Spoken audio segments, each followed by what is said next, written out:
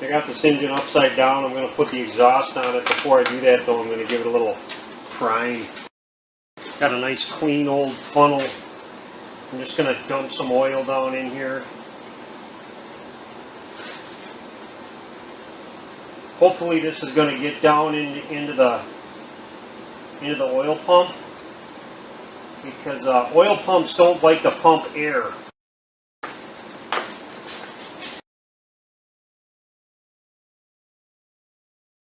Yeah, from here on out, this is all the stuff that was not on the engine when I got this basket case, so this should be interesting.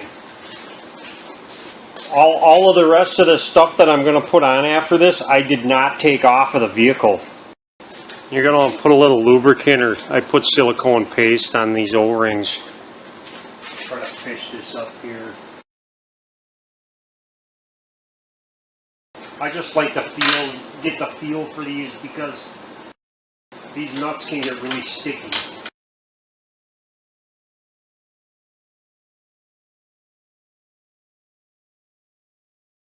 I'm getting all kinds of goofy numbers. Right around 2002 it was 94 foot-pounds, and then now it's 133. So what am I going to do? I'm going to use a 120 foot-pound torque stick. That's what I'm going to do. I'm going to go a little bit more for good measure. I'd be surprised if that went anywhere.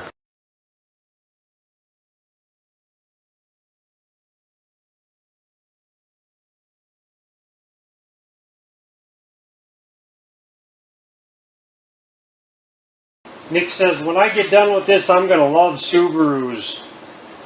No, I love Hondas. I think spark plugs and coils I can handle. I don't think I'm underqualified for that one. He gave me one of these things to deal with. He put there's an aftermarket wastegate going in it. This deletes the factory wastegate. It's really small. I guess it's over boosting on them. And that might have something to do with the reason why I'm putting an engine together on it. Might have been out of tune. Crankshaft was bent though, so I don't know, man. I'm thinking it's just had a junk crankshaft. Regardless, I usually don't ever use these. If it was my vehicle, I would just weld this shaft right to the turbo. Save myself the grief of spending money. This is really tight on here too. The hole doesn't line up. So I got to loosen up these bolts to get this in here, which is actually good because it's going to cram this thing shut really tight. Ooh, that's like too tight. I'm not liking this. This thing is just a little too short. Aftermarket crap. I don't like that. The bolt seems a little short. He didn't put a locking nut on it either. Hope it doesn't rattle loose. Man, people just build some of the cheesiest stuff. Crap. Now I got this aftermarket up pipe to deal with. I got a 10mm stud puller and hopefully it'll work. Oh, I'm going to put this in the vise.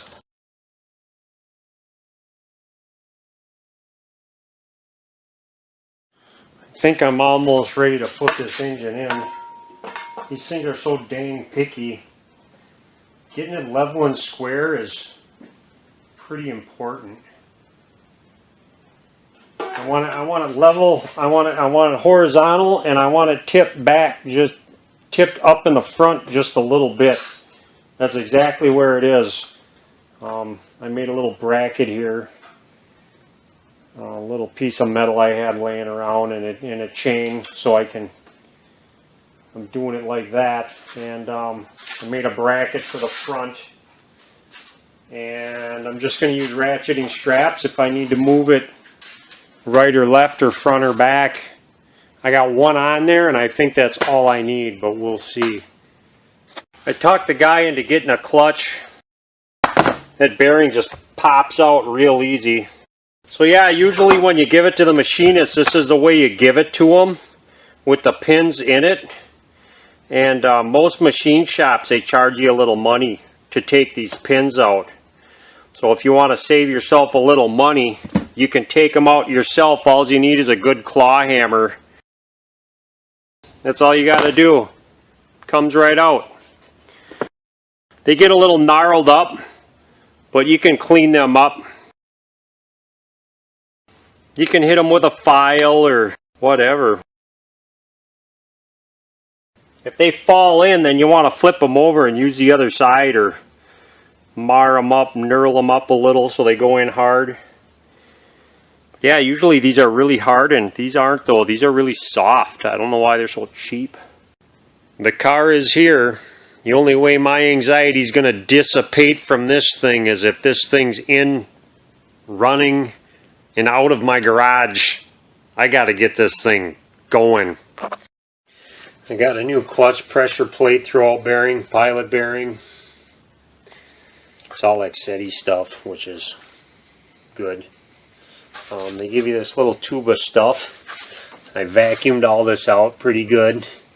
And you want to take this. It's just a little bit of grease, and you want to put just a little bit on the tips of the fork, and then you want to lube up this shaft. Some people lube up this spline a lot. You can leave it dry.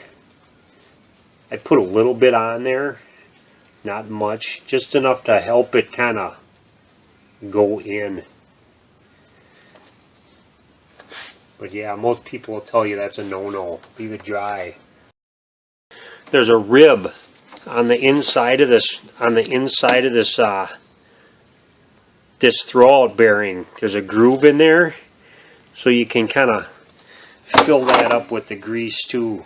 You just want to kind of smooth it out, and you'll notice that groove. You can probably see it better now.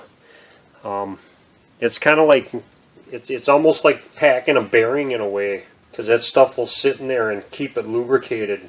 If you're using your old throwout bearing, and you want to clean this and lubricate it, the stuff that's called urea grease, U-R-E-A.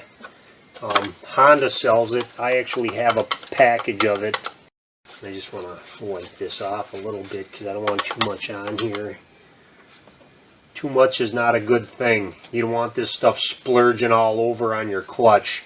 Yeah, just because too, before I put this on the engine, I want to make sure this just slides in and out really nice. And it does.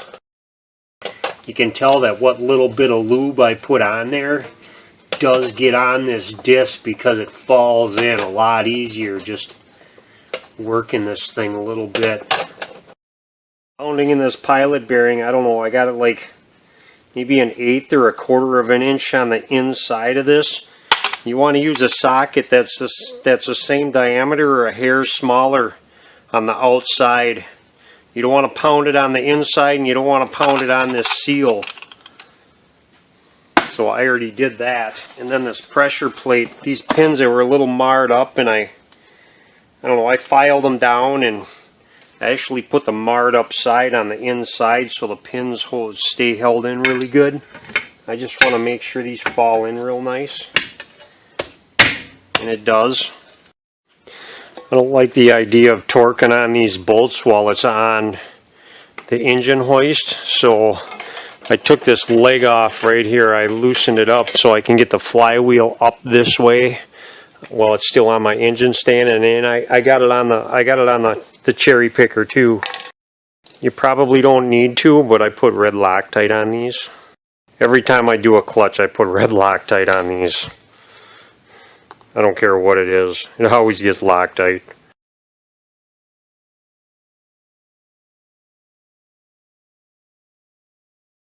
Now they give you this clutch alignment tool, and for the most part they're a joke, because this thing can move around this much.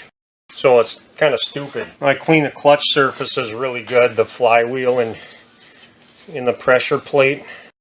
I cleaned and Loctited these bolts. I don't think there's Loctite on them from the factory, but I don't really care. I put them on every clutch job I do.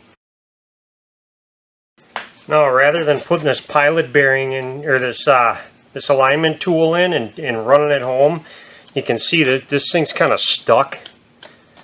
doesn't really like me.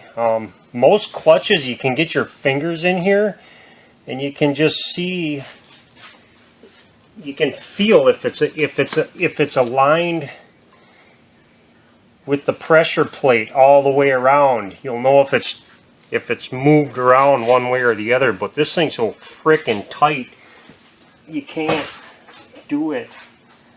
So I'm just gonna kind of eyeball it and just look in between the cracks here and make sure it's the same distance all the way around between the clutch and the pressure plate.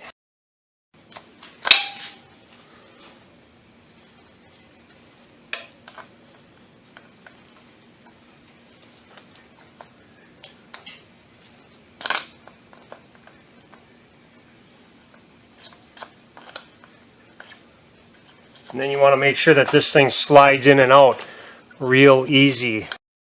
Yeah, you usually got to pull it up just a hair, just because of the weight of the thing. So yeah, that feels good. Now I'm just going to gradually tighten these things down little by little. I want to torque these at 12 foot-pounds or 144 inch-pounds.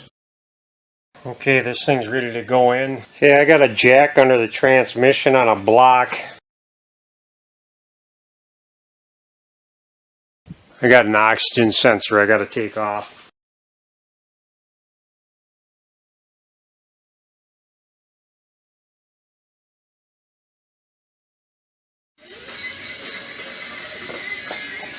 Well, I think that's how that goes.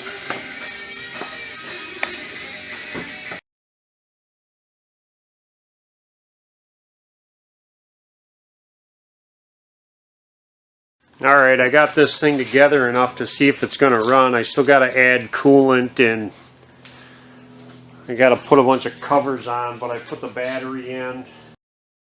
Yeah, it looks like everything's hooked up enough to see if this thing will run. I'm just going to turn the key on a few times to prime the pump.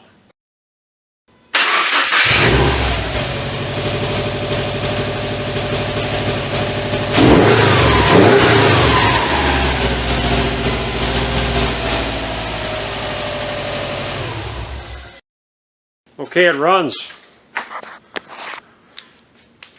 Nice clean build. It didn't smoke like a mule because I poured oil all over everything. Yeah, sounds good. I'm gonna put the rest of this back together.